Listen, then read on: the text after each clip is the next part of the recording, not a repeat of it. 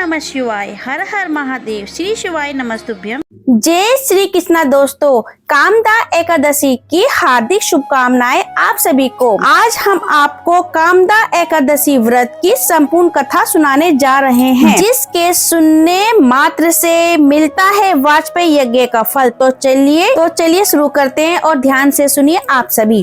कामदा एकादशी का व्रत चैत मास की शुक्ल पक्ष की एकादशी तिथि के दिन रखा जाता है। बाकी एकादशी की तरह ही ये एकादशी भी परम पुण्य देने वाली बताई गई है। कामदा एकादशी का व्रत करने से पद्म पुराण में वर्णित इसकी कथा का पाठ करने और सुनने मात्र से वाजपेयी यज्ञ का फल मिलता है। दिलीप ने पूछा, भगवान मैं एक बात सुनना चाहता हूँ, चैत्र मास के शुक्ल पक्ष में किस नाम की एकादशी होती है? वशिष्ठ जी बोले, राजन चैत्र शुक्ल में कामदा नाम की एकादशी होती है।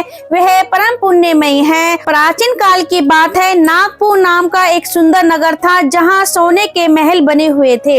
उस नगर में पुंडरीक आदि महाभयंकर नाग निवास करते थे। पुंडरीक नाम का एक नाग उन दिनों वहां राज्य करता था। गंधर्व, किन्नर और अप्सरा भी उस नगरी का सेवन करती थी। वहां एक श्रेष्ठ अप्सरा थी जिसका नाम ललिता था। उसके साथ ललित नाम वाला गंधर्व भी था।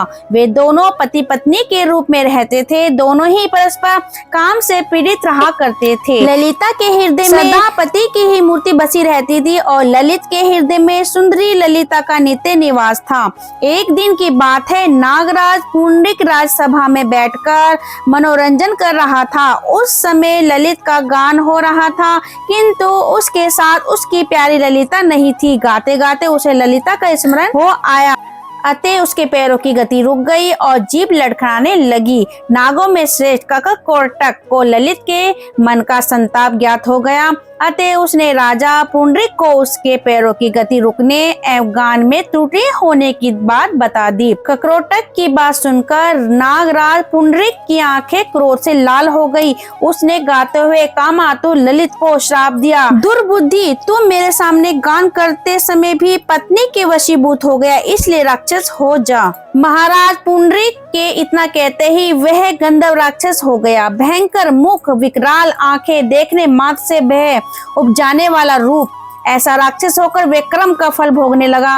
ललिता अपने पति को विकराल करती देख मन ही मन बहुत चिंतित हुई। भारी दुख से कष्ट पाने लगी। सोचने लगी, क्या करूं, कहां जाऊं, मेरे पति पाप से कष्ट पा रहे हैं। वे रोती हुई घने जंगल में पति के पीछे पीछे घूमने लगी। वन में उसे एक सुंदर आश्रम दिखाई दिया जहां एक शांत मुनि बैठे थे। उनका किसी भी प्राणी के साथ वे विरोध नहीं था। ललिता वहीं गई और मुनि को प्रणाम करके उनके सामने खड़ी हुई। मुनि बड़े दयालु थे। उस दुखी को देखकर वे इस प्रकार बोले, शुभे तुम कौन हो और कहां से आई हो, मेरे सामने सच सच बताओ। ललिता ने कहा, मां मुने, वीर धनवा नाम वाले एक गंधर्व हैं। मैं उन्हीं महात्मा की पुत्री हूँ। मेरा नाम ललिता है। मेरे स्वामी अपने पाप दोष के कारण राक्षस हो गए हैं।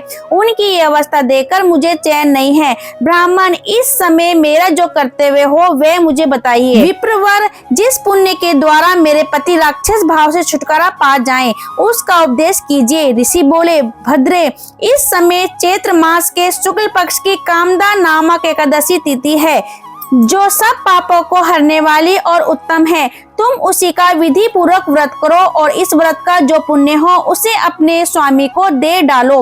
पुण्य देने पर क्षण भर में ही उसके श्राप का दोष दूर हो जाएगा। राजन, मुनि का ये वचन सुनकर ललिता को बड़ा हर्ष हुआ। उसने एकादशी का उपवास करके द्वादशी के दिन उन ब्रह्म ऋषि के समीप ही भगवान वासुदेव के समक्ष अपने पति के उद्धार के लिए ये वचन कहा, मैंने जो यह कामदा एकादशी का उपवास व्रत किया है उसके पुण्य के प्रभाव से मेरे पति का राक्षस भाव दूर हो जाए। वशिष्ठ जी कहते हैं, ललिता के इतना कहते ही उसी क्षण ललित का पाप दूर हो गया। उसने दिव्य देह धारण कर लिया। राक्षस भाव चला गया और पुनः गंधर्व तत्व की प्राप्ति हुई। निप्र श्रेष्ठ वे दोनों पति पत्नी कामदा के प्रभाव से पहले की अपेक्षा भी अधिक सुंदर रूप धारण करके विमान पर आरूढ़ हो अत्यंत शोभा पाने लगे। ये जानकर इस एकादशी के व्रत का यत्न पूर्वक पालन करना चाहिए। मैंने लोगों के हित के लिए तुम्हारे सामने इस व्रत का वर्णन किया है। कामदा एकादशी ब्रह्म हत्या आदि पापों तथा 50 भूतवादी दोषों का भी नाश करने वाली है।